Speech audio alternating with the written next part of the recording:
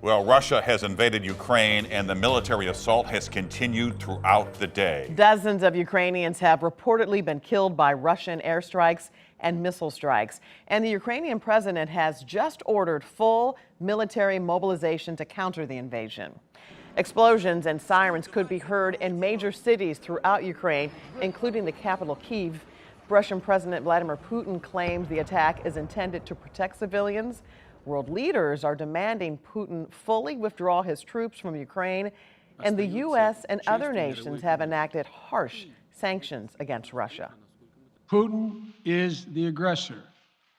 Putin chose this war, and now he and his country will bear the consequences.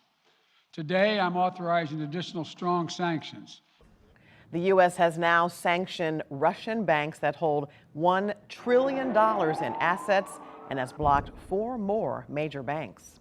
So what does this all mean, and where are we headed next? Of course, it's hard to say for certain, but for some, this crisis is already hitting close to home. Abby Larico joins us now with some perspective. Abby? Hey, Mike and Kelly. This is perspective from folks who've been watching these tensions escalate, not just for the past few weeks or even few hours, but for years. I don't think I can convey in words of what I'm feeling. Ukraine is Dr. Sophia Wilson's area of expertise and her home country. I've been in contact with my family members who are all over Ukraine. Ukrainians seem to remain calm, but there is a feeling of shock. Shock, but not surprise, since she says President Vladimir Putin sees the former Soviet country as a bad example for his people. Ukraine's democracy is a threat to the existence of the Russian government as it sits today. President Putin has long asserted if Ukraine joins NATO, it will be seen as a threat met with force. This is something that Putin has mentioned time and time again. Though Ukraine has not joined the Organization of Western Aligned Nations, Professor Danny Bello says it's too close for Russia's comfort. Even though it is not a member, we still see greater cooperation between Ukraine and NATO.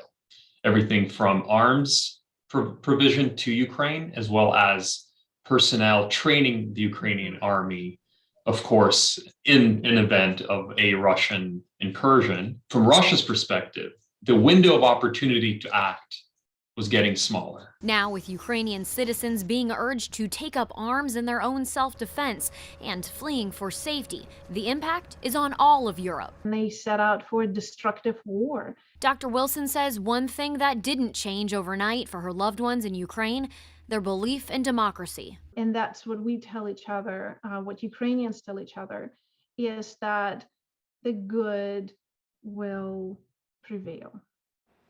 Though, as mentioned, President Biden announced sanctions against Russia today, Dr. Wilson worries they will not be enough. Since Ukraine is not a NATO member, the United States is not obligated to intervene militarily, and Professor Bello says that could be what keeps this from escalating into what so many people fear today, a true world war.